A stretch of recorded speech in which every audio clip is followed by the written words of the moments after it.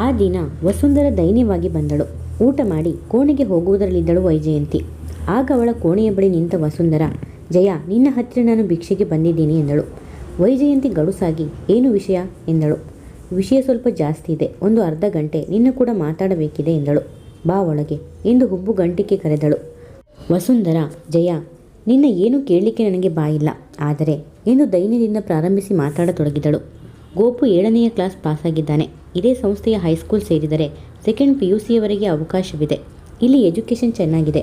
ಅವನನ್ನು BE ವರೆಗೆ ಓದಿಸಬೇಕು ಅಂತ ನನ್ನ ಆಸೆ. ಆದರೆ ಹಣದ ಬಲವಿಲ್ಲ. ಮನೆ ಏನಾದರೂ ಒತ್ತೆ ಹಾಕಿದರೆ ಅವರ ಒಪ್ಪಿಗೆ ಕೇಳಬೇಕು. ಏಕೆಂದರೆ ಪತ್ರದಲ್ಲಿ ಅವರು ಮನೆ ಮಾರಬೇಕಾದರೆ ಅಥವಾ ಒತ್ತೆ ಹಾಕಬೇಕಾದರೆ ನನ್ನ ಅಪ್ಪಣೆ ಇಲ್ಲದೆ ಮಾಡಬಾರದು. ನಾನು ಮಾರಬೇಕು, ಒತ್ತೆ ಹಾಕಬೇಕು ಅಂತಿದ್ರೆ ಅವರನ್ನು ಕೇಳಿ ಒಪ್ಪಿಗೆ ತಗೊಂಡೇ ಮಾಡಬೇಕು. ಈಗಿನ ಹೈಸ್ಕೂಲ್ಗೆ 10,000 ಡೊನೇಷನ್ ಕೊಡಬೇಕು. ತಿಂಗಳಿಗೆ 200 ರೂಪಾಯಿ ಖರ್ಚು ಬರುತ್ತೆ. ಅವನಿಗೆ BE ವರೆಗೆ ಓದಿಸಲಿಕ್ಕೆ 1 ಲಕ್ಷ ರೂಪಾಯಿ ಖರ್ಚು ಬರುತ್ತೆ. ಇವರು ಮೊನ್ನೆ ಮನೆ ಒತ್ತೆ ಹಾಕಿ 2 ಲಕ್ಷ ರೂಪಾಯಿ ತಗೊಳ್ಳೋಣ, 1 ಲಕ್ಷ ನೀನು ತಗೋ, 1 ಲಕ್ಷ ನನಗೆ ಕೊಡು ಅಂದರು. ಆ ರಂಬೆಗೆ ಸುರಿಯಲು ಈ ಹಣ. ನೆಪ ಮಾತ್ರಕ್ಕೆ ಮನೆಗೆ ಬರ್ತಾರೆ. ನನ್ನ ಮೇಲೆ, ಮಕ್ಕಳ ಮೇಲೆ ಒಂದು ಚೂರು ಮೋಹವಿಲ್ಲ. ಮನೆಗಿಂತ ಆ ಆಫೀಸರ್ ಕೊಡೋ ಸಂಬಳ 500 ರೂಪಾಯಿ ಏನೇನೂ ಸಾಲಲ್ಲ. ಟೈಲರಿಂಗ್ನಿಂದ ಅಲ್ಪ ಸ್ವಲ್ಪ ಬರುತ್ತೆ. ಇವರು ಸಂಜೆ 5ರಿಂದ 8ರವರೆಗೆ ಒಂದು ರೇಡಿಯೋ ಶಾಪಲ್ಲಿ ಕೆಲಸ ಮಾಡಿ 400 ರೂಪಾಯಿ ಸಂಪಾದಿಸ್ತಾರೆ. ಅದನ್ನು ಆ ರಂಬೆಗೆ ಸುರಿತಾರೆ. ಒಂದೊಂದು ಸಲ 3-4 ದಿನ ಅಲ್ಲೇ ಇರ್ತಾರೆ. ಈಗ ಮನೆ ಒತ್ತೆ ಹಾಕಿದರೆ ಮುಂದೆ ಎಂದು ಅದನ್ನು ನಾವು ಬಿಡಿಸಿಕೊಳ್ಳಲಿಕ್ಕೆ ಆಗಲ್ಲ. ಬಡ್ಡಿ ಮೇಲೆ ಬಡ್ಡಿ ಬೆಳೆದು ಪರರ ಪಾಲಾಗುತ್ತೆ. ಈಗ ಮನೆ ಬಾಡಿಗೆ ತಂಟೆ ಇಲ್ಲ. ಸ್ವಂತ ಮನೆ ಇರೋದ್ರಿಂದ ಮಕ್ಕಳಿಗೆ ಒಂದಿಷ್ಟು ಅನ್ನ ಕಾಣಿಸ್ತಾ ಇದ್ದೀನಿ. ಮನೆಯೂ ಹೋದರೆ 500 ರೂಪಾಯಿಗಳಲ್ಲಿ ಏನು ಮಾಡಲಿ ಹೇಳು ಎಂದಳು. ಸರಿ, ಈಗ ನಾನೇನು ಮಾಡಬೇಕು? ವೈಜಯಂತಿ ಗಡುಸಾಗಿ ಕೇಳಿದಳು. ವಸುಂಧರ ದೈನ್ಯದಿಂದ, ಒಂದು ಕಾಲದಲ್ಲಿ ಅಣ್ಣ ಅತ್ತಿಗೆಗೆ ಮನೆ ಉಳಿಸಿಕೊಡಬೇಕು ಅಂತ ಎಷ್ಟು ಒದ್ದಾಡಿದ್ದೆ. ಹೆತ್ತ ತಾಯಿಗೆ ಅಕ್ಕನಿಗೆ ಸಹ ಬಗ್ಗದೆ ಹೋರಾಡಿ ನಿನ್ನ ಪಾಲಿಗೆ ಅಪರಾಧಿಗಳಾಗಿರಬಹುದು. ಆದರೆ ಶೀನು, ಗೋಪು ಮೇಲೆ ನಿನಗೆ ಪ್ರೀತಿ ಇದೆ. ಅವರಿಗಾಗಿ ಮನೆ ಉಳಿಸಿಕೊಡು. ಶೀನು, ಗೋಪು ಇಬ್ಬರಲ್ಲಿ ಒಬ್ಬರಾದರೂ ಚೆನ್ನಾಗಿ ಓದಲಿ ಅಂತ ಆಸೆ ಇದೆ. ಗೋಪುನ ಓದಿನ ಖರ್ಚು ನೀನು ವಹಿಸಿಕೊಂಡ್ರೆ ನಾನು ಎಂದೆಂದಿಗೂ ನಿನಗೆ ಕೃತಜ್ಞಳಾಗಿರ್ತೇನೆ ಎಂದಳು. ಕೃತಜ್ಞತೆ ಎಂಬ ಪದ ನಿನ್ನ ಬಾಯಲ್ಲಿ ಖಂಡಿತ ಬರಬಾರದು ಅತ್ತಿಗೆ. ಒಂದು ಬೀದಿ ನಾಯಿಗೆ ಒಂದು ಹಿಡಿ ಅನ್ನ ಹಾಕಿದರೆ ಬಾಲ ಅಲ್ಲಾಡಿಸ್ತಾ ಬರುತ್ತೆ. ನೀನು ಅದಕ್ಕಿಂತ ಕೇಳು. ನಿನ್ನ ಸಂಸಾರದ ಬಗ್ಗೆ, ನಿನ್ನ ಮಕ್ಕಳ ಬಗ್ಗೆ ನನಗೆ ಒಂದು ಚೂರು ಆಸಕ್ತಿಯೂ ಇಲ್ಲ, ಕನಿಕರವೂ ಇಲ್ಲ. ನಿನ್ನ ಮನೆ ಉಳಿಸಲು ಹಿಂದೆ ನಾನು ಮೂರ್ಖಳ ಹಾಗೆ ಹೋರಾಡಿದ್ದಕ್ಕೆ ನಾನೇ ಮನೆ ಬಿಟ್ಟು ಬರಬೇಕಾಯಿತು. ಒಬ್ಬ ಅವಿವಾಹಿತ ಹುಡುಗಿ ಮನೆ ಬಿಟ್ಟು ಹೊರಗೆ ಬಂದಾಗ ಜನ ಏನೇನೋ ಆಡಿ ತೀಟೆ ತೀರಿಸಿಕೊಂಡರು. ಸ್ವಂತ ಅಣ್ಣ ಅತ್ತಿಗೆ, ತಂದೆ ತಾಯಿಗೆ ಹೊಂದಿಕೊಳ್ಳಲಾರದವಳು ಇನ್ನು ಅತ್ತೆ ಮನೆಗೆ ಏನು ಹೊಂದಿಕೊಳ್ತಾಳೆ ಎಂಬ ಪುಕಾರು ಎದ್ದು ನನ್ನ ಮದುವೆ ವಿಷಯ ಸ್ಥಗಿತವಾಯಿತು. ಆದರೂ ಒಬ್ಬ ಆದರ್ಶ ವ್ಯಕ್ತಿ ನನ್ನ ವಿವಾಹ ಆಗ್ತಿದ್ದಾರೆ. ಬಹು ತಡವಾಗಿ ನಾನು ಗೃಹಿಣಿ ಪಟ್ಟವನ್ನು ಎದುರು ನೋಡ್ತಿದ್ದೀನಿ. ಇನ್ನೆಂದು ಮನಸ್ಸಲ್ಲಿ ಸಹ ನಿನಗೆ ಸಹಾಯ ಮಾಡಲಿಕ್ಕೆ ಯೋಚಿಸಲ್ಲ ಎಂದಳು. ವಸುಂಧರ ತಲೆ ತಗ್ಗಿಸಿ ಹೊರಟು ಬಿಟ್ಟಳು. ಬಾಗಿಲಲ್ಲಿ ಮೈಯೆಲ್ಲ ಕಿವಿಯಾಗಿ ಈ ಮಾತುಕತೆಗಳನ್ನು ಕೇಳಿಸಿಕೊಳ್ಳುತ್ತಾ ನಿಂತಿದ್ದ ರಂಗಮ್ಮ ಮಗಳೊಂದಿಗೆ ಮೋಹನ ದುಡ್ಡು ಕಾಸಿನ ವಿಷಯದಲ್ಲಿ ತುಂಬ ಕಟ್ಟುನಿಟ್ಟು. ಈ 40 ರಂಚಿನ ಕರಿ ಹುಡುಗಿನ ಅವನು ಕಟ್ಟಿಕೋತ ಇರೋದೇ ದುಡ್ಡಿನ ಆಸೆಗೆ. ಇವಳಿಂದ ಅವನಿಗೇನು ಸುಖವಿದೆ? ದುಡ್ಡು ತಗೊಂಡು ಮಜಾ ಮಾಡ್ತಾನೆ. ಅವಳು ತವರಿನ ಕಡೆಯವರಿಗೆ ದುಡ್ಡು ಖರ್ಚು ಮಾಡಿದರೆ ಅವನು ಸುಮ್ಮನಿರ್ತಾನ ಎಂದರು. ಅವಳು ಆ ಮಾತು ಕೇಳಿ ವಿಚಲಿತಳಾದಳು. ಇವರ ಮಗನಿಗಿಂತ ತಾನು 1 ವರ್ಷ ಚಿಕ್ಕವಳು. ಆದರೆ ಆಕೆ ತನಗಾಗಲೇ 40 ರಂಚಿನ ಹೆಂಗಸು ಎಂದು ಹೇಗೆ ಹೀಯಾಳಿಸುತ್ತಾರೆ? ನಿಜವಾಗಿ ಮೋಹನ ತನ್ನ ದುಡ್ಡಿನ ಆಸೆಗೆ ವಿವಾಹವಾಗುತ್ತಿರುವನೇ? ಆ ಸಂಜೆ ಮೋಹನ ಬಂದಾಗ ಅವಳ ಪ್ರಶ್ನೆಗೆ ಉತ್ತರ ಸಿಕ್ಕಿತು. ನೋಡಮ್ಮ, ಇದು ನಿನಗೆ ಕರಿಮಣಿ ಸರ 2 ತೊಲದ್ದು, ವಾಲೆ 2 ರೇಷ್ಮೆ ಸೀರೆ. ಗೋವಿಂದ ಸದ್ಯಕ್ಕೆ ನಿನಗೆ ಏನು ತೆಗೆದುಕೊಡೋ ಹಾಗಿಲ್ಲ. ಇನ್ನು 5,000 ನಿನ್ನ ಹೆಸರಿಗೆ ಬರುತ್ತೆ. ಸಂಧ್ಯೆ ಸಂತಸದಿಂದ ಸೀರೆ, ಸರ, ವಾಲೆ ತೆಗೆದುಕೊಂಡು ಆನಂದಿಸಿದಳು. ರಾಮು, ಇದು ಲಲಿತಳಿಗೆ ನಿನ್ನ 2 ತಿಂಗಳ ಸಂಪಾದನೆಯಲ್ಲಿ ಮಾಡಿಸಿದ್ದು. ಮಾಂಗಲ್ಯ ಸರ, ವಾಲೆ, 2 ರೇಷ್ಮೆ ಸೀರೆ. ಮುಂದೆ ನೀನು ಸ್ವಂತ ಮನೆ ಮಾಡಿಕೊಂಡ ಮೇಲೆ ನಿನ್ನ ಹೆಂಡತಿಗೆ ಒಡವೆ ವಸ್ತ್ರ ಮಾಡಿಸಬೇಕು. 5 ವರ್ಷದಲ್ಲಿ ನಿನಗೊಂದು ಸ್ವಂತ ಮನೆ ಅಂದ್ಕೊಂಡಿದ್ದೀನಿ. ಆಮೇಲೆ ನೀನು ನಿನ್ನ ಹೆಂಡತಿಗೆ ವರ್ಷಕ್ಕೆ 5 ತೊಲೆ ಚಿನ್ನ ಮಾಡಿಸು ಎಂದ. ರಂಗಮ್ಮ ಬೆರಗಾಗಿ ನೋಡಿದರು. ಗೌರಿಗೆ ಮದುವೆಯಲ್ಲಿ ಸಹ ಏನೂ ತೆಗೆದುಕೊಟ್ಟಿರಲಿಲ್ಲ. 100 ರೂಪಾಯಿಗಳ ಕೃತಕ ರೇಷ್ಮೆ ಸೀರೆ, ಪ್ಲಾಸ್ಟಿಕ್ ಜರಿ ಅಂಚಿನದು. ಮಗ ಕೊಟ್ಟ ದುಡ್ಡು 800 ರೂಪಾಯಿಗಳಲ್ಲಿ ಸಾಧಾರಣವಾಗಿ ಮದುವೆ ಆಗಿತ್ತು. ಆ ಅತ್ತೆ ಮನೆಯ ಜನವೂ ಶ್ರೀಮಂತರಲ್ಲ. ಆಸ್ತಿಯಲ್ಲಿ 10,000 ಕೊಡುತ್ತೇವೆ ಎಂದು ಆಸೆ ಇಡಿಸಿ ವಿವಾಹ ಮಾಡಿದರಾಕೆ. ಜೊತೆಗೆ ಮಗನಿಂದ ಮುಚ್ಚಿಟ್ಟ 3 ತೊಲೆ ಚಿನ್ನವನ್ನು ಹಾಕಿದರು. ಆದರೆ ಗೌರಿ ಅತ್ತೆ ಮನೆಯಲ್ಲಿ ನರಕಯಾತನೆ ಅನುಭವಿಸಿದಳು. ಸಕಾಲಕ್ಕೆ ರಂಗಮ್ಮನ ಮೈದುನ ಆಸ್ತಿ ಪಾಲು ಕೊಡಲಿಲ್ಲ. ಅವರು 6 ತಿಂಗಳು ಚಿತ್ರಹಿಂಸೆ ನೀಡಿ ಗೌರಿಯನ್ನು ವಾಪಸ್ಸು ಕಳಿಸಿದರು. ಮುಂದೆ 1 ವರ್ಷದ ಮೇಲೆ ಆಸ್ತಿಯ ಪಾಲು ಬಂದಿತ್ತು. ಅಷ್ಟು ಹೊತ್ತಿಗೆ ಗೌರಿಗೆ ಗಂಡ ಬಿಟ್ಟ ಹುಡುಗಿ ತವರು ಸೇರಿದ್ದಾಳೆ ಎಂಬ ಅಪವಾದವೂ ಬಂದಿತ್ತು. ಆಗ ಗೌರಿ ಅಳುತ್ತಾ, ಅಣ್ಣ, ನಿನ್ನ ಮಾತು ಅಮ್ಮ ಕೇಳಿದರೆ ಚೆನ್ನಾಗಿತ್ತು. ಟೈಲರಿಂಗ್ ಕಳಿಸಿ ಜಾನಕಿ ಡ್ರೆಸ್ ಸೆಂಟರ್ಗೆ ಸೇರಿಸ್ತೀನಿ ಅಂದಿದ್ದೆ. ಆದರೆ ಅಮ್ಮ ಆತುರ ಬಿದ್ದು ತಾನೇ ಮಾವನ ಸಹಾಯದಿಂದ ವರ ನೋಡಿದಳು. ನಿನ್ನಿಂದ ಮುಚ್ಚಿಟ್ಟು ಕದ್ದ 3 ತೊಲ ಚಿನ್ನ ಹಾಕಿದಳು. ಆದರೆ ನನ್ನ ಬದುಕು ಹೀಗಾಯಿತು ಎಂದು ಅತ್ತಿದ್ದಳು. ಮೋಹನ ಕಟುವಾಗಿ, ಅಮ್ಮಂದು ನಂದು ವಿರೋಧ ಪಕ್ಷ. ಈಗಲೂ ನೀನು ಲೋಕಕ್ಕೆ ಹೆದರಿ ಗಂಡನ ಮನೆಗೆ ಮಾತ್ರ ಹೋಗಬೇಡ. ಇಷ್ಟು ದುರಾಶೆ ಇರೋರು ನಿನ್ನ ಕೊಂದು ಹಾಕಲಿಕ್ಕೂ ಹೇಸಲ್ಲ. ನಿನ್ನ ಗಂಡನ ಕೂಡ ಮಾತಾಡ್ತೀನಿ. ಆ ಅಣ್ಣನ ದಬ್ಬಾಳಿಕೆಯಲ್ಲಿ ಅವನಿಗೂ ಸುಖವಿಲ್ಲ. ಇಲ್ಲಿ ಒಂದು ಕೆಲಸ ನೋಡಿ ಅವನನ್ನು ಕರೆಸಿಗೋತೀನಿ. ಇಲ್ಲೇ ನೀವು ಪ್ರತ್ಯಕ್ಷ ಸಂಸಾರ ಹೂಡೋ ಹಾಗೆ ಮಾಡ್ತೀನಿ ಎಂದಿದ್ದ. ಏನಾದರೂ ಮಾಡಿ ಅವಳನ್ನು ಅತ್ತೆ ಮನೆಗೆ ಬಿಟ್ಟು ಬಂದ್ಬಿಡಪ್ಪ, ಜನದ ಮಾತು ಕೇಳಲಾರೆ ಎಂದು ಸತತವಾಗಿ ಹೊರಲಾಡಿದ ತಾಯಿಯೊಡನೆ ಜಗಳವಾಡಿ ಬುದ್ಧಿ ಹೇಳಿದ. ಆಸ್ತಿ ಬಂದ ಮೇಲೂ 1 ವರ್ಷ ಅವಧಿ ಕೇಳಿದ. ಕಡೆಗೂ ತಂಗಿ ಸಂಸಾರ ನೆಟ್ಟಗೆ ಮಾಡಿದ. ಆದರೆ ಮತ್ತೆ ಅಳಿಯ ಮಗಳಿಗೆ ಏನೋ ಹಿತ ಮಾಡುತ್ತೇನೆಂದು ಸದಾ ಮಗಳ ಮನೆಗೆ ಏನಾದರೂ ಕದ್ದು ಮುಚ್ಚಿ ತಂದುಕೊಟ್ಟು ನೀನೇ ಸ್ವಂತ ಅಂಗಡಿ ಹಾಕು ಎಂದು ಪುಸಲಾಯಿಸಿದರು. ಆದರೆ ಆ ಯೋಚನೆಯು ಕೊಂಚ ಎಡವಟ್ಟಾಗಿತ್ತು. ಗೌರಿ ತಾಯಿಯನ್ನೊಮ್ಮೆ ಬೈದು, ಯಾವ ಬಂಡವಾಳ ಇಲ್ಲದೆ ತಿಂಗಳಿಗೆ 2,000 ರೂಪಾಯಿಗಳು ಸಂಬಳ ಬರ್ತಿತ್ತು. ಈಗ ಸ್ವಂತ ಅಂಗಡಿ ಹಾಕಿ ಅಣ್ಣನ ವಿಶ್ವಾಸವೂ ಕಳೆದುಕೊಂಡಿವಿ. ತಿಂಗಳಿಗೆ 600 ಸಹ ಸಿಗೋ ಹಾಗಿಲ್ಲ ಅನಿಸುತ್ತೆ ಎಂದು ದುಃಖಿಸಿದಳು. ಒಮ್ಮೆ ಅಣ್ಣನೊಡನೆ, ಅಣ್ಣ, ಅಮ್ಮನ ಮಾತು ಕೇಳಿ ನಿನ್ನ ವಿರೋಧಿಸಿ ಹೋಗಿದ್ದು ತಪ್ಪಾಯಿತು. ಅವರ ಅಂಗಡಿ ಏನು ದುಡಿಯುತ್ತೋ, ನಾನು ನಿನ್ನ ನಂಬಿದ್ದೀನಿ. ನನಗೆ ಈ ಅಂಗಡಿಯಲ್ಲಿ ಕೆಲಸ ಕೊಡು ಎಂದಳು. ಮೋಹನ ಕಟುವಾಗಿ, ನಾನು ಧರ್ಮರಾಯ ಅಲ್ಲಮ್ಮ. ನಿಮ್ಮ ಪಾಲಿನ ಆಸ್ತಿ ನಿಂತ ಕಾಲಿನ ಮೇಲೆ ತರಿಸಿಕೊಂಡ ಮೇಲೆ ನಿನಗೂ ನಮಗೂ ಸಂಬಂಧ ಕಡಿತು. ಅಮ್ಮ ತನ್ನ ಪಾಲಿನ 20,000 ಯಾರ ಮನೇಲಿಟ್ಟಿದ್ದಾಳೋ ಅವರು ಅವಳಿಗೆ ಅನ್ನ ಹಾಕಬೇಕು. ತಂಗಿ ಬಾಣಂತನ ನನ್ನ ಕರ್ತವ್ಯ ಅಂತ ಇಲ್ಲಿ ಇಟ್ಕೊಂಡಿದ್ದೀನಿ. ನಿನ್ನ ಹೆರಿಗೆ ಆಗಿ ಮಗುಗೆ 2 ತಿಂಗಳು ಆದ ಮೇಲೆ 1 ದಿನವೂ ಇಟ್ಕೊಳ್ಳಲ್ಲ, ಹೊರಟು ಬಿಡಬೇಕು ಎಂದು ಹೇಳಿದ. ರಂಗಮ್ಮ ಹಿಂದಿನ ದಿನ ಮದುವೆಗೆ 1 ವಾರ ಇದೆ, ಏನಾದರೂ ಸಿದ್ಧತೆ ಮಾಡಬೇಕೇನಪ್ಪ ಎಂದರು. ಏನಿಲ್ಲ, ಆ ದಿನ ಪ್ರೇಕ್ಷಕಳಾಗಿ ಮದುವೆ ನೋಡು, ಲಾಡು ಊಟ ಮಾಡು. ನೀನು ಗೌರಿಗೆ ಮದುವೆ ಮಾಡಿದೆಯಲ್ಲ, ಆ ತರಹ ಬೀಗರ ಕಾಲಿಗೆ ಬಿದ್ದು ಮಾಡೋ ಮದುವೆ ಅಲ್ಲ. ಆ ಮೋಸಗಾರ ಚಿಕ್ಕಪ್ಪ ಬಂದು ಕನ್ಯಾದಾನ ಮಾಡಲು ಕೂಡದು. ಇಲ್ಲಿ ಯಾರೂ ಅಷ್ಟು ವರ್ಷಗಳ ಕನ್ಯೆ ಇಲ್ಲ. ಕನ್ಯಾದಾನ ಸ್ವೀಕರಿಸಲಿಕ್ಕೆ ಹಿರಿಯರು ಬೇಕಾಗಿಲ್ಲ. ಬಾಳ ಸಂಗಾತಿಗಳಾಗಿ ಒಂದಾಗೋ ನಾವುಗಳು ಹಸಿಯ ಮೇಲೆ ಕೂಡ್ತಿದ್ದೀವಿ ಎಂದ. ಈ ಮದುವೆಯಲ್ಲಿ ಬೀಗರ ಉಪಚಾರ, ಚಟ್ನಿ ಪುಡಿ, ಮೆಣಸಿನ ಪುಡಿ, ಪುಳ್ಳಗಾಯುಂಡೆ, ಚಕ್ಕುಲಿ ಗೊಂದಲವಿಲ್ಲ ಎಂದಿದ್ದ. ಆಕೆ ಈ ನಡುವೆ ಅವನೊಡನೆ ಮಾತಾಡಲು ಸಹ ಹೆದರುತ್ತಾ ಇದ್ದರು. ಸಂಜೆಳಿಗೆ ತಂದ ಸೀರೆಗಳು, ಒಡವೆ ನೋಡಿ ಗೌರಿಗೆ ತುಂಬ ಬೇಜಾರಾಗಿತ್ತು. ಅಂಗಡಿ ಹೂಡುವ ತನ್ನ ಗಂಡನಿಗೆ ಕೊರಳಲಿದ್ದ 3 ತೊಲದ ಸರ ಸಹ ನೀಡಿದಳು. ಕರಿಮಣಿ ಸರ ತಾಯಿಯ ಹಳೆ ಕಾಲದ ಬೆಂಡೋಲೆ, ಆದರೆ ಸೊಗಸಾದ ಚಿನ್ನದಲ್ಲಿ ಸುತ್ತಿಸಿದ ಕರಿಮಣಿ ಮಾಂಗಲ್ಯ, ಮಧ್ಯೆ ಮುತ್ತು ಬಂದಿದ ಚಿನ್ನದ ಕೆತ್ತನೆಯ ವಾಲೆ, ಕೆಳಗೆ ಕೆನ್ನೆ ಮೇಲೆ ತೂಗಾಡುವ 2 ಮುತ್ತಿನ ಚಿನ್ನದ ಸರಪಣಿ ಡ್ರಾಪ್ಸ್, 1,000 ರೂಪಾಯಿಗಳ ದೊಡ್ಡ ಜರಿಯಂಚಿನ ಕಡು ಹಸಿರು, ಕಡು ಕೆಂಪು ರೇಷ್ಮೆ ಸೀರೆಗಳು. ತಂಗಿಗೆ ತಂದ ಅದೇ ಸೀರೆ ಒಡವೆಗಳನ್ನು ತಮ್ಮನ ಹೆಂಡತಿಗೂ ತಂದಿದ್ದ. ವೈಜಯಂತಿಗೆ ಅವನು ತನಗೇನು ತಂದಿರಬಹುದು ಎಂಬ ಕುತೂಹಲವಿತ್ತು. ಆದರೆ ತಮ್ಮನೊಡನೆ ಮಾತು ಆಡುತ್ತಾ ಒಡವೆ ಸೀರೆಗಳ ಬೆಲೆ, ಅದಕ್ಕೆ ನಿನ್ನ ಇಷ್ಟು ತಿಂಗಳ ಸಂಪಾದನೆ ಎಂಬ ಖರ್ಚಿನ ವಿವರ ಹೇಳುತ್ತಾ, ಸಾಧ್ಯವಾದರೆ ಈ ಬೀದಿಲೇ ನಿನಗೆ ಸ್ವಂತ ಮನೆ ಮಾಡಬೇಕು, ನಿನಗೆ ಹೋಗಿ ಬರಲಿಕ್ಕೆ ಸುಲಭ ಎಂದ. ರಾಮಣ್ಣ ಚಿಂತೆಯಿಂದ ನಿನ್ನಿಂದ ದೂರ ಹೋಗೋ ಮಾತೊಂದು ಬಿಟ್ಟು ಬೇರೆ ಏನಾದರೂ ಹೇಳಣ್ಣ ಎಂದ. ಮೋಹನ ನಗುತ್ತಾ, ನೀನಂತೂ ಸಾಕ್ಷಾತ್ ಲಕ್ಷ್ಮಣ, ನನಗೆ ಗೊತ್ತಪ್ಪ. ಆದರೆ ಬರೀ ಪ್ರೀತಿ ಪ್ರೇಮ ಮುಖ್ಯ ಅಲ್ಲ, ವ್ಯಾವಹಾರಿಕ ಜೀವನದಲ್ಲಿ ಪ್ರತ್ಯೇಕತೆಯೂ ಮುಖ್ಯ. ಶ್ರೀರಾಮ ತನ್ನ ತಮ್ಮಂದಿರನ್ನು ಪ್ರೀತಿಸ್ತಿದ್ದ. ಲಕ್ಷ್ಮಣನ್ನ ಯುವರಾಜ ಮಾಡಿದ, ಭರತನ್ನ ಕೋಶಾಧಿಕಾರಿ ಮಾಡಿದ, ಶತ್ರುಘ್ನ ಸೇನಾಧಿಪತಿ ಆದ. ಮುಂದೆ ಒಬ್ಬೊಬ್ಬರಿಗೆ ಇಬ್ಬಿಬ್ಬರು ಗಂಡು ಮಕ್ಕಳು ಆಗಲು ಸಹ ತಾನು ಗೆದ್ದ ಅಷ್ಟದಿಕ್ಕಿನ ಆ ಮುಖ್ಯ ರಾಜ್ಯಗಳಿಗೆ ಆ 8 ಮಕ್ಕಳನ್ನು ಅಧಿಪತಿ ಮಾಡಿದ. ಕುಶನಿಗೆ ಅಯೋಧ್ಯೆ ಸಾಮ್ರಾಜ್ಯ ಸಿಕ್ಕಿದರೆ ಉಳಿದೇಳು ಮಂದಿಗೂ ಭರತ ವರ್ಷದ ಬೇರೆ ಬೇರೆ ದಿಕ್ಕಿನ ಪ್ರಮುಖ ರಾಜ್ಯಗಳ ಆಧಿಪತ್ಯ ಸಿಕ್ಕಿತ್ತು. ಶತ್ರುಘ್ನನಂತೂ ಮಧುರೆಯ ಅರಸನೇ ಆಗಿದ್ದ. ಹೀಗಾಗಿ ನೀನು ಅಂಗಡಿಯಿಂದ ಸಂಪಾದಿಸಿದ ನಿನ್ನ ಪಾಲಿನ ಆಸ್ತಿ ಪಾಸ್ತಿ ನಿನ್ನ ಹೆಂಡತಿ ಮಕ್ಕಳಿಗೆ ಸೇರಬೇಕಾದ್ದು. ಸದ್ಯಕ್ಕೆ 5 ವರ್ಷ ಒಟ್ಟಿಗಿರೋಣ, ಆಮೇಲೆ ಹೆಣ್ಣು ಮಕ್ಕಳ ಗೊಣಗೊಣ ಪ್ರಾರಂಭ ಆದರೆ ಬೇರೆ ಆಗೋಣ ಎಂದ. ನನ್ನ ಹಿರಿ ಸೊಸೆಗೆ ಏನು ತಂದಿದೆಯೋ ರಂಗಮ್ಮ ಮಗನಿಗೆ ಆಜ್ಞೆ ಮಾಡುವಂತೆ ಕೇಳಿದರು. ನಿನ್ನ ಹಿರಿ ಸೊಸೆಗೆ ನೀನು ಏನು ಹಾಕ್ತಿ ಅಂತ ಕಡು ಬಡತನದಲ್ಲಿಯೂ 3 ತೊಲ ಚಿನ್ನ ಉಳಿಸಿ ಗೌರಿಗೆ ಹಾಕಿದೆ. ಈಗ ನೀನು ಶ್ರೀಮಂತಳು, 20,000 ಬಲ ಇದೆ, ಏನು ಹಾಕ್ತಿ ಎಂದರು. ರಂಗಮ್ಮ ಪೆಚ್ಚಾಗಿ, ನಾನು ಏನು ಹಾಕಲಪ್ಪ ಎಂದರು. ಮೋಹನ ನಕ್ಕು, ಏಕಮ್ಮ, 18ನೆಯ ವಯಸ್ಸಿನಿಂದ ನಾನು ಸಂಪಾದಿಸಿದೆಲ್ಲ ತಂದು ನಿನಗೆ ಕೊಡ್ತಿದ್ದೆ. 16 ವರ್ಷ ಸಂಸಾರಕ್ಕೆ ದುಡಿದ ಮಗ ಈಗ ಮದುವೆ ಆಗ್ತಿದ್ದಾನೆ ಅಂದರೆ ಸೊಸೆಗೆ ಏನಾದರೂ ಚಿನ್ನ ಹಾಕಿ ಬರಮಾಡಿಕೊಳ್ಳಬಾರದಾ ಎಂದ. ಆಕೆ ನೊಂದುಕೊಂಡು, ನಾನು ಪಾಪಿಯಪ್ಪ, ನಿನ್ನ ಪಾಲಿನ ಕೈಕೇಯಿ, ನನ್ನ ಕ್ಷಮಿಸು ಎಂದರು. ಆದರೆ ನಾನು ಶ್ರೀರಾಮನಲ್ಲಮ್ಮ, ನನ್ನ ಹೆಂಡತಿಗೆ ವನವಾಸ ಮಾಡಿಸೋನಲ್ಲ. ತಂಗಿ ತಮ್ಮಂದಿರಿಗಾಗಿ ನನ್ನ ಕರ್ತವ್ಯ ಮುಗಿಸಿದ್ದೀನಿ. ಆದರೆ ನನ್ನ ಜೊತೆಗಾತಿಯಾಗಿ ಬರೋ ಹೆಣ್ಣಿಗೆ ತುಂಬ ವೈಭವವಾಗಿ ಇಟ್ಕೋಬೇಕು ಅಂತ ನನ್ನ ಆಸೆ ಎಂದು ಹೇಳಿದವನೇ ಬ್ರೀಫ್ ಕೇಸ್ ಬಿಚ್ಚಿ ಒಡವೆಗಳ ಪೆಟ್ಟಿಗೆ ತೆಗೆದ. ಚಿನ್ನದ ಕೆತ್ತನೆಯ ಆಧುನಿಕ ಮಾದರಿ ಓಲೆ ಜುಮ್ಕಿ, ಅಗಲವಾದ ಚಕ್ರಾಕಾರದ ನೆಕ್ಲೆಸ್, 2 ಸೈಕಲ್ ಚೈನ್ ಹಾಗೂ 2 ಬಳೆಗಳು, ಒಟ್ಟು 15 ತೊಲದ ಚಿನ್ನದ ಒಡವೆಗಳು ಎಂದು ಹೇಳಿದ ಮೋಹನ. ನಾಳೆ ಸೀರೆ ಅಂಗಡಿಗೆ ನನ್ನ ಜೊತೆ ಬರಬೇಕು ವೈಜಯಂತಿ. 6 ಭಾರಿ ರೇಷ್ಮೆ ಸೀರೆ ಕೊಡಿಸ್ತೀನಿ ಎಂದ. ವೈಜಯಂತಿ ಹೃದಯ ತುಂಬಿ ಬಂದಿತ್ತು.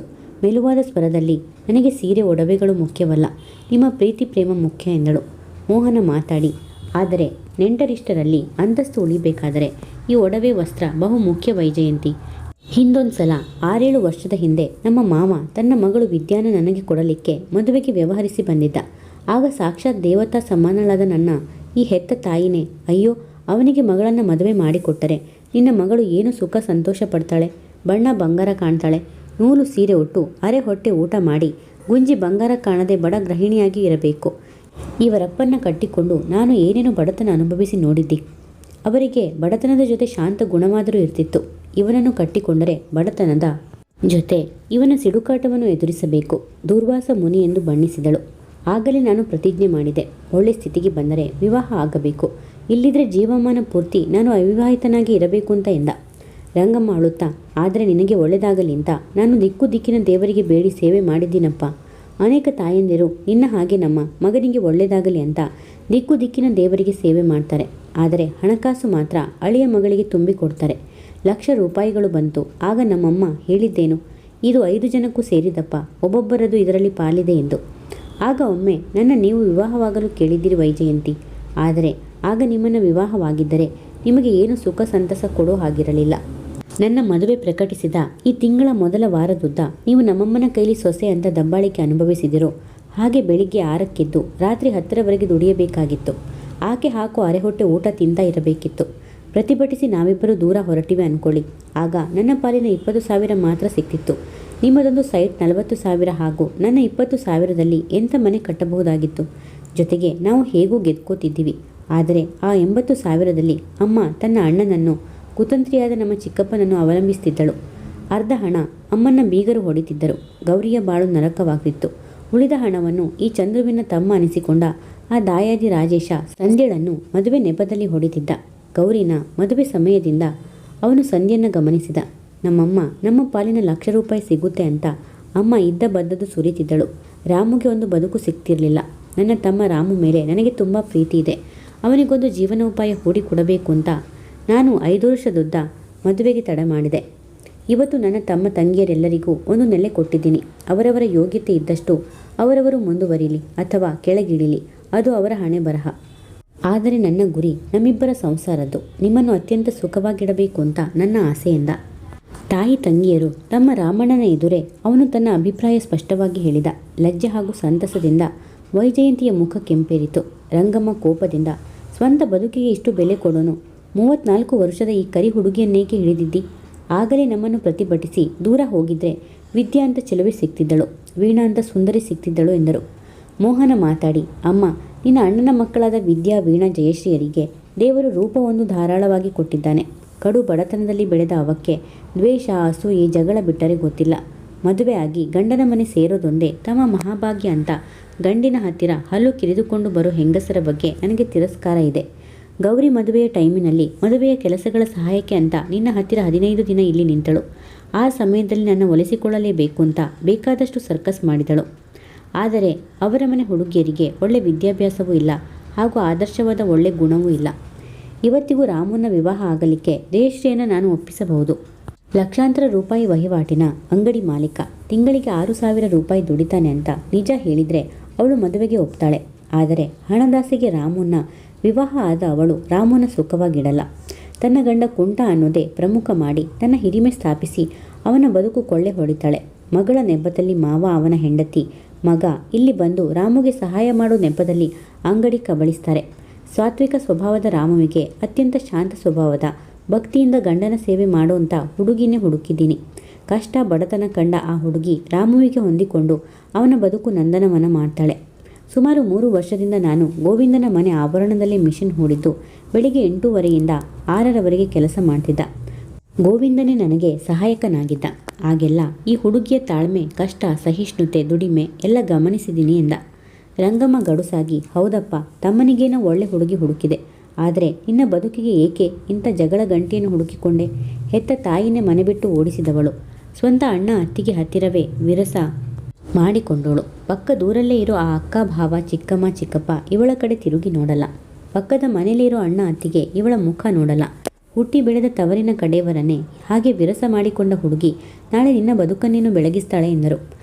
ಮದುವೆ ಗೊತ್ತಾದಾಗಿನಿಂದ ಸುಮ್ಮನಿದ್ದ ತಾಯಿ ಈ ದಿನ ಏಕೆ ಅಟಂಬಂ ಹಾರಿಸುತ್ತಿದ್ದಾರೆಂದು ಅವನಿಗೆ ಅರ್ಥವಾಯಿತು. ತಾನು ವೈಜಯಂತಿಗೆ ತಂದುಕೊಟ್ಟ ಆ ಸೀರೆ ಒಡವೆಗಳು ಅವರಿಗೆ ತಡೆಯಲಾಗದಷ್ಟು ಅಸೂಯೆ ತಂದಿದೆ ಎಂದು ತಾಯಿಯ ಸ್ವಭಾವದ ಪರಿಚಯವಿದ್ದ ಅವನಿಗರಿವಾಗಿತ್ತು. ವೈಜಯಂತಿ ಅವಮಾನದಿಂದ ತಲೆ ತಗ್ಗಿಸಿದಳು. ವೈಜಯಂತಿ, ನಿಜ ಹೇಳೋದಾದರೆ ನಿಮ್ಮ ಗುಣ ಸ್ವಭಾವ ನೋಡೇ ನಾನು ನಿಮ್ಮನ್ನು ಪ್ರೀತಿಸಿದ್ದು. ಈ ಪ್ರೀತಿಗೆ 7 ವರ್ಷದ ಹಿನ್ನೆಲೆ ಇದೆ ಅಂದರೆ ನಂಬ್ತೀರಾ? ತಾಯಿಯ ಮಾತಿಗೆ ಉತ್ತರಿಸದೆ ನೇರವಾಗಿ ವೈಜಯಂತಿಯನ್ನೇ ಪ್ರಶ್ನಿಸಿದ. ವೈಜಯಂತಿ ಅಚ್ಚರಿಯಿಂದ ತಲೆ ಎತ್ತಿದಳು. ಮೋಹನ ನಿಧಾನವಾಗಿ ಹೇಳತೊಡಗಿದ. ಹೌದು ವೈಜಯಂತಿ, ನಿಮ್ಮ ಅತ್ತಿಗೆ ಜಾನಕಿ ಡ್ರೆಸ್ ಸೆಂಟರ್ನಲ್ಲಿ ಸೇರಿದ ಹೊಸದರಲ್ಲಿ ಅವರಿಗೆ ಆಯಾ ದಿನದ ಫ್ರಾಕ್ ಹಾಗೂ ಸಲ್ವಾರ್ ಕಮೀಜಿನ ಡಿಸೈನ್ ಸೂಚಿಸೋ ಕೆಲಸ ನಂದಿತ್ತು. ಹೆಣ್ಣು ಮಕ್ಕಳನ್ನು ಕಂಡರೆ ಮುಖ ಮುಚ್ಚೋ ಪ್ರವೃತ್ತಿ ನನಗೆ ಇಲ್ಲ. ಮನೆಯಲ್ಲಿ 2 ತಂಗಿಯರಿಗೆ ಪಾಲಕನಾಗಿ ನಾನು ಬೆಳೆದಿದ್ದರಿಂದ ಹೆಂಗಸರೆಂದರೆ ಸಂಕೋಚವಿಲ್ಲ. ಆ ದಿನಗಳಲ್ಲಿ ಆಕೆ ನನ್ನ ಆತ್ಮೀಯ ಸ್ನೇಹಿತೆಯಾಗಿ ತಮ್ಮ ಸ್ವಂತ ವಿಷಯವೆಲ್ಲ ಹೇಳಿಕೊಂಡಿದ್ದರು. ನಿಮ್ಮ ತಾಯಿ ಆಕೆಗೆ ಕೊಡುತ್ತಿದ್ದ ಹಿಂಸೆ ವಿವಾಹವಾಗಿ 10 ವರ್ಷವಾದರೂ 3 ಕಾಸಿನ ಸ್ವಾತಂತ್ರ್ಯವಿಲ್ಲ. ಕೇವಲ ಅಡುಗೆಯವಳಾಗಿ ಕೆಲಸದವಳಂತೆ ಮಾಸಲು ಸೀರೆಯುಟ್ಟು ಕೆದರಿದ ತಲೆಯಲ್ಲಿ ಹಗಲಿರುಳು ಮನೆ 4 ಗೋಡೆ ಬಂದಿಯಾಗಿ ನಿಟ್ಟುಸಿರು ಬಿಡ್ತಿದ್ದದ್ದು. ಅವಿದ್ಯಾವತಿಯಾದ ಅವರಿಗೆ ಗಂಡನನ್ನು ಒಲಿಸಿಕೊಳ್ಳುವ ಕಲೆಯೂ ಗೊತ್ತಿರಲಿಲ್ಲ. ಅಳುತ್ತಾ ಜಗಳ ಆಡುತ್ತಾ ಗಂಡನ ಮೇಲೆ ಸಂಶಯ ಪಡುತ್ತಾ ಅವರಿಂದಲೂ ಮಾನಸಿಕವಾಗಿ ದೂರಾಗಿದ್ದರು. ನಿಮ್ಮ ತಾಯಿ ನಿಮ್ಮ ಅಕ್ಕ ಅವರನ್ನು ಹೇಗೆ ಶೋಷಣೆ ಮಾಡ್ತಿದ್ದರು. ಆದರೆ ನೀವು ಅವರಿಗಾಗ್ತಿದ್ದ ಅನ್ಯಾಯಕ್ಕೆ ಪ್ರತಿಭಟಿಸಿ ಹೀಗೆ ಹೋರಾಡಿದಿರಿ. ಅಕ್ಕ ತಾಯಿ ಸಂಚು ಮಾಡಿ ಈ ಮನೆ ಸೈಟ್ ಎಲ್ಲ ಹೊಡೆಯಲಿಕ್ಕೆ ಪ್ಲ್ಯಾನ್ ಮಾಡಿದ್ದರು. ನಿಮ್ಮ ಮದುವೆಯ ನೆಪದಲ್ಲಿ 1 ಲಕ್ಷ ಹಣ ಕೊಟ್ಟು ನೆಪದಲ್ಲಿ ನಿಮ್ಮಕ್ಕ ಹಿಂದೆ ಮುಂದಿನ ಸೈಟ್ ಸಮೇತ ಈ ಮನೆ ಕಬಳಿಸಲಿಕ್ಕೆ ನೋಡ್ತಿದ್ದಳು. ಆಗ ನೀವು ಪ್ರತಿಭಟಿಸಿ ಸ್ವಂತ ಅಣ್ಣ ಅತ್ತಿಗೆ ಅಣ್ಣನ ಮಕ್ಕಳಿಗೆ ಮೋಸ ಆಗೋದಿದ್ರೆ ಈ ಮದುವೆನೇ ನನಗೆ ಬೇಡ ಅಂತ ಪ್ರತಿಭಟಿಸಿದ್ದು. ಅಣ್ಣನ ಮಕ್ಕಳನ್ನು ಒಳ್ಳೆ ಶಾಲೆಗೆ ಸೇರಿಸಿದ್ದು.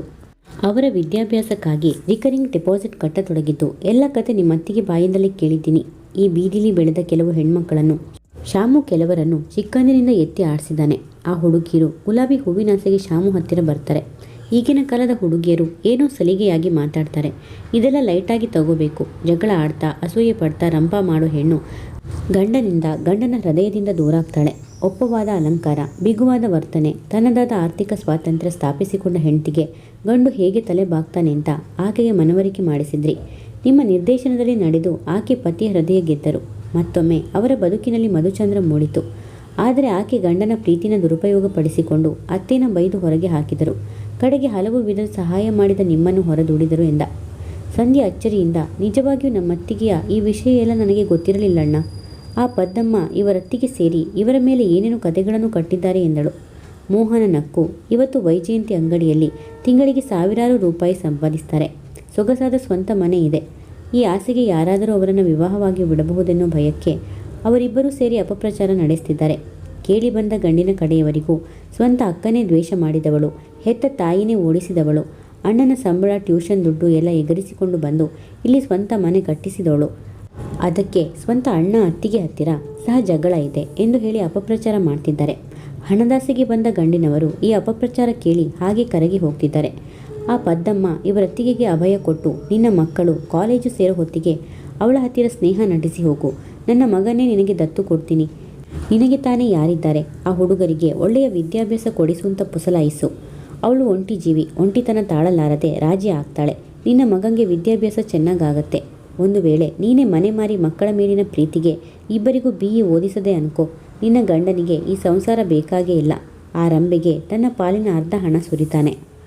ಈ ನಿನ್ನ ಮಕ್ಕಳು BE ಓದಿ ಯಾವ ಯಾವ ಊರಲ್ಲಿ ಕೆಲಸ ಹಿಡಿತಾರೋ ಮದುವೆ ಆದ ಮೇಲೆ ಅವರಿಗೆ ತಮ್ಮ ತಮ್ಮ ಹೆಂಡತಿರು ಬೇಕು. ಹೆತ್ತ ತಾಯಿ ಅಂತ ನಿಂಗೆ ಕಾಪಾಡ್ತಾರಿಂದ ಏನು ಗ್ಯಾರಂಟಿ? ಮನೆ ಹೊಂದಿದ್ರೆ ನಿನ್ನ ಗಂಡನ 500 ರೂಪಾಯಿ ಸಂಬಳದಲ್ಲಿ ಹೇಗೂ ಅರೆ ಹೊಟ್ಟೆ ತಿಂದುಂಡು ಸುಖವಾಗಿರಬಹುದು.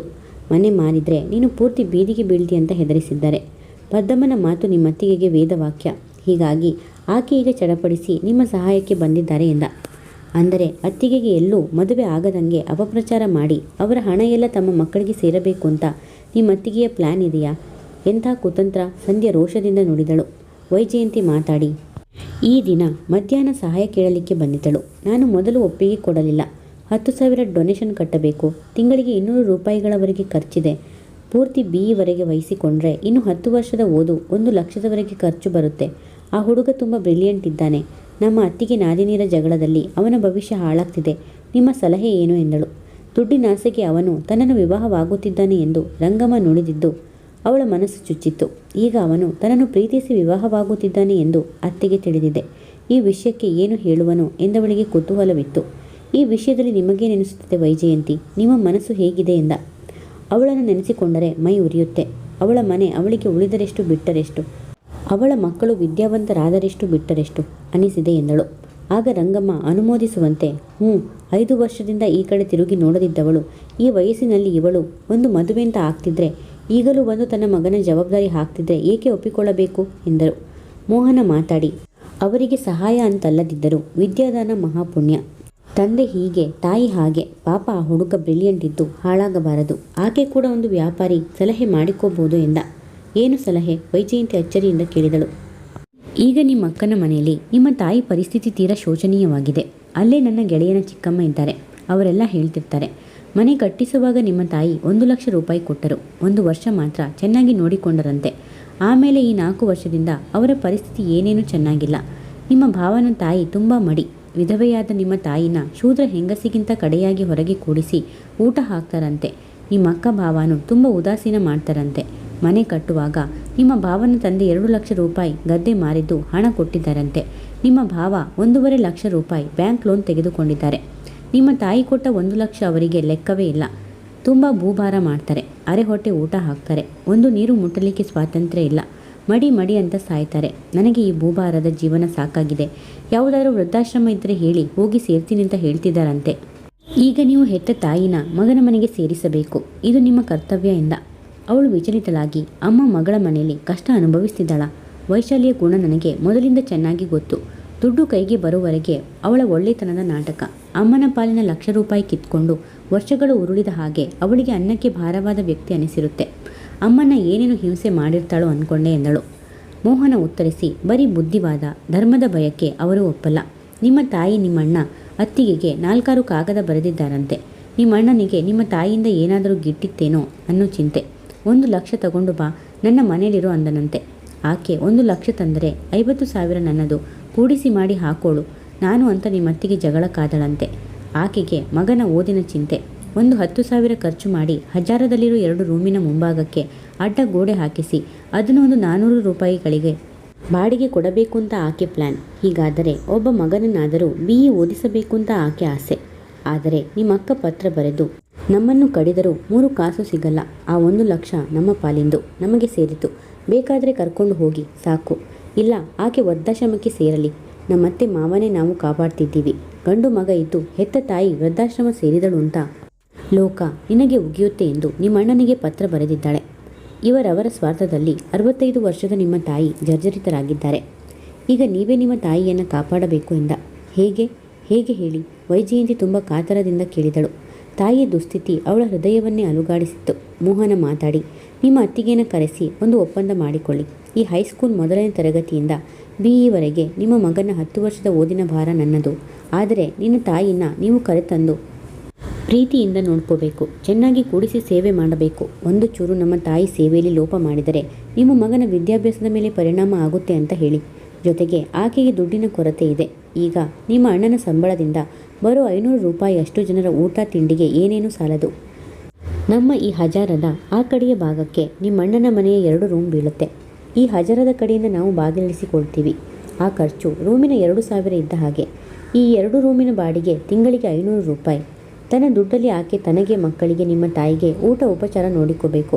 ಮನೆ ಮಾರಿದರೆ, ಮನೆಯನ್ನು ಭೋಗ್ಯಕ್ಕೆ ಹಾಕಿದರೆ ನಿಮ್ಮಣ್ಣ ಪಾಲಿಗೆ ಬರ್ತಾರೆ. ಈಗ ಪಾಲಿಗೆ ಬರಲಾರರು. ಹಾಗೆ ಬಂದರೂ ಹೆತ್ತ ತಾಯಿಗೆ ಊಟ ಹಾಕಲಿಕ್ಕೆ ನಾನು ಅವಳಿಗೆ ಈ ಬಾಡಿಗೆ ಯೋಜನೆಯನ್ನು ಮಾಡಿದ್ದೀನಿ ಅನ್ನಿ. ನಾನು 4 ಜನನ ಸೇರಿಸಿ ಚೆನ್ನಾಗಿ ದಬಾಯಿಸ್ತೀನಿ ಎಂದ. ರಂಗಮ್ಮ ಕಳವಳದಿಂದ, ಆ ಹುಡುಗನ ವಿದ್ಯಾಭ್ಯಾಸದ ಖರ್ಚು ಜೊತೆಗೆ ಬಾಡಿಗೆ 500, ಇದೆಲ್ಲ ನಿನ್ನ ಹೆಂಡತಿಯ ತಲೆ ಮೇಲೆ ಬೀಳುತ್ತಲ್ಲೋ ಎಂದರು. ಅವನು ನಕ್ಕು, ವೈಜಯಂತಿ ಬಡವಳಲ್ಲಮ್ಮ. ತಿಂಗಳಿಗೆ ಅಂಗಡಿಯಿಂದ ಅವಳಿಗೆ 6,000 ರೂಪಾಯಿ ಬರುತ್ತೆ. ಈ ವಯಸ್ಸಿನಲ್ಲಿ ಮದುವೆ ಆದ ನಾವು ಒಂದು ಮಗುನ ಮಾತ್ರ ಪಡಿತೀವಿ. ಗಂಡಾದರೆ ಶ್ರೀಧರ, ಹೆಣ್ಣಾದರೆ ಶ್ರೀದೇವಿ. ಆ ಒಂದು ಮಗುವನ್ನು ಅತ್ಯಂತ ಹೆಚ್ಚುಗಾರಿಕೆಯಾಗಿ ಬೆಳೆಸ್ತೀನಿ. ಸ್ವಂತ ಅಣ್ಣನ ಮಗನ ವಿದ್ಯಾಭ್ಯಾಸಕ್ಕೆ ಹಾಗೂ ತಾಯಿಯ ಪಾಲನೆ, ಒಳ್ಳೆ ನೆಮ್ಮದಿಗೆ ಅವಳು ಸ್ವಲ್ಪ ಹಣ ಖರ್ಚು ಮಾಡಿದರೆ ಪರವಾಗಿಲ್ಲ. ಮನೆಗಂತೂ ನಾನೊಂದು 1,000, ಗೋವಿಂದ 1,000, ರಾಮು 1,000 ಹಾಕ್ತೀವಿ. ವೈಜಯಂತಿ ಕೈಲಿ ಹಾಕಿಸಲ್ಲ. ಹೆಂಡತಿಗೆ ಅನ್ನ ಹಾಕಬೇಕಾದ ವ್ಯಕ್ತಿ ನಾನು. ಮನೆ ಬಾಡಿಗೆ 500 ಈ ದುಡ್ಡಲ್ಲೇ ಕಟ್ಟಿದರು.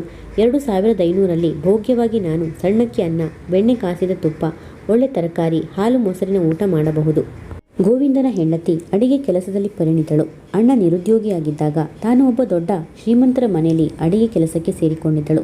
ಹೋಳಿಗೆ, ಲಾಡು, ಜಿಲೇಬಿ, ಚಿರೋಟಿಯಿಂದ ಹಿಡಿದು ಎಲ್ಲ ಮಾಡ್ತಾಳೆ ಎಂದ ವೈಜಯಂತಿ ಮಾರನೇ ದಿನ ಸಂಧ್ಯಳ ಕೈಯಲ್ಲಿ ವಸುಂಧರಳಿಗೆ ಹೇಳಿ ಕಳಿಸಿ ವಿಶದವಾಗಿ ಮಾತಾಡಿದಳು.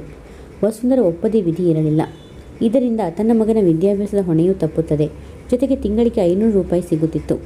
ಗಂಡ ಮನೆಗೆ ಬರುತ್ತಾ ಇದ್ದುದು ನೆಪ ಮಾತ್ರಕ್ಕೆ. ಹಜಾರ, ಹೊರ ವರಾಂಡ ಹಾಗೂ ಅಡಿಗೆ ಮನೆ, ಊಟದ ಮನೆ, ಹಿತ್ತಲು, ದಂಡಿ ನಮಗೆ. ಮಕ್ಕಳ ಮದುವೆ ಆಗುವವರೆಗೆ ಪ್ರತ್ಯೇಕ ಕೋಣೆ ಬೇಕಾಗೇ ಇಲ್ಲ.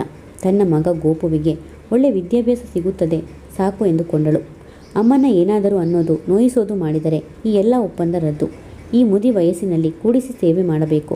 ಆಗಾಗ ಬಂದು ನಾನು ನಿಮ್ಮನ್ನ ಅಮ್ಮನ ವಿಚಾರಿಸಿಕೊಂಡು ಹೋಗ್ತೀನಿ.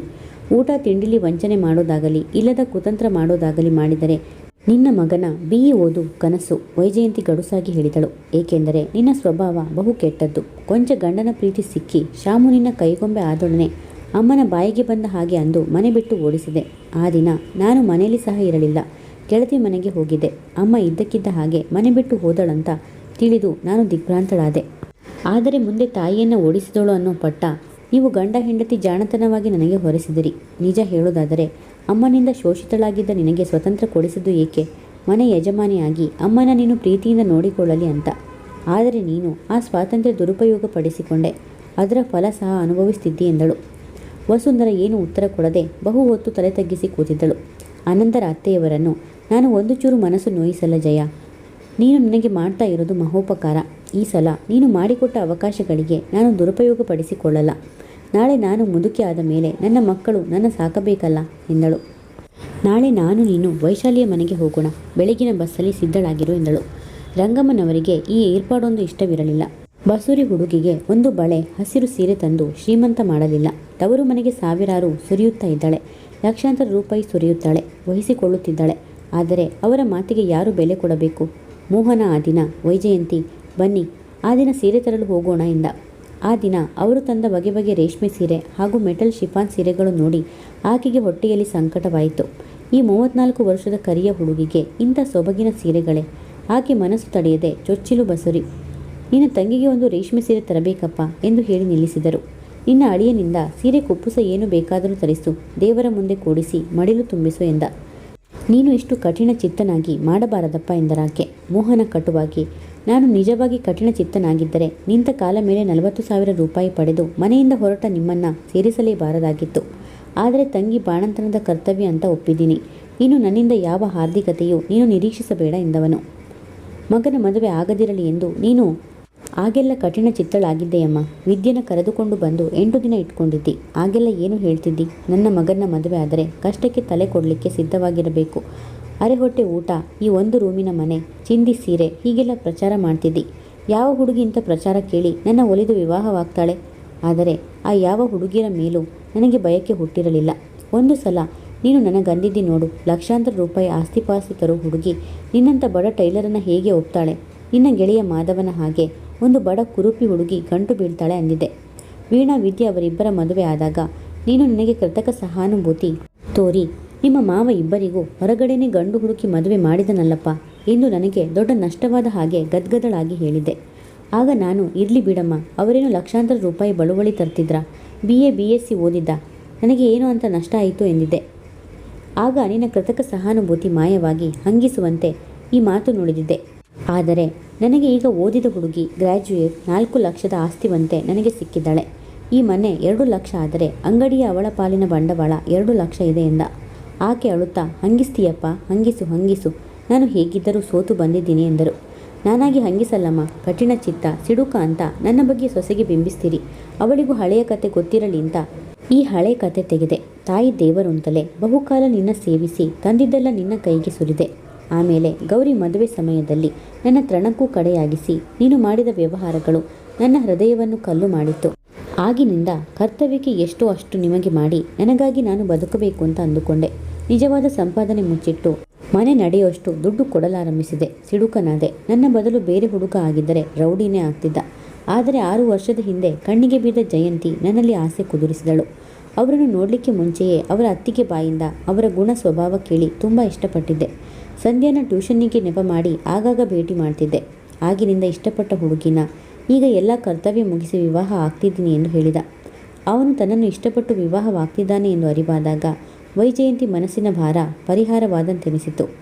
ಆ ರಾತ್ರಿ ತೃಪ್ತಿಯಾಗಿ ನಿದ್ರಿಸಿದಳವಳು. ಪ್ರಿಯ ವೀಕ್ಷಕರೇ, ಈ ಕಥೆ ನಿಮಗೆ ಇಷ್ಟವಾದರೆ ಒಂದು ಲೈಕ್ ಮಾಡಿ, ಕಮೆಂಟ್ಸ್ ಮಾಡಿ, ಶೇರ್ ಮಾಡಿ. ಹೊಸದಾಗಿ ನಮ್ಮ ಚಾನಲ್ನ ನೋಡ್ತಾ ಇದ್ದರೆ ಸಬ್ಸ್ಕ್ರೈಬ್ ಮಾಡ್ಕೊಂಡು ನೋಡಿ ಮತ್ತು ಬೆಲ್ ಐಕಾನ್ ಕ್ಲಿಕ್ ಮಾಡಿ. ಇದರಿಂದ ನನ್ನ ಎಲ್ಲ ವಿಡಿಯೋಗಳ ನೋಟಿಫಿಕೇಷನ್ ನಿಮಗೆ ಬೇಗನೆ ತಲುಪುತ್ತದೆ. ಕಥೆ ಕೇಳಿದ್ದಕ್ಕೆ ಧನ್ಯವಾದಗಳು.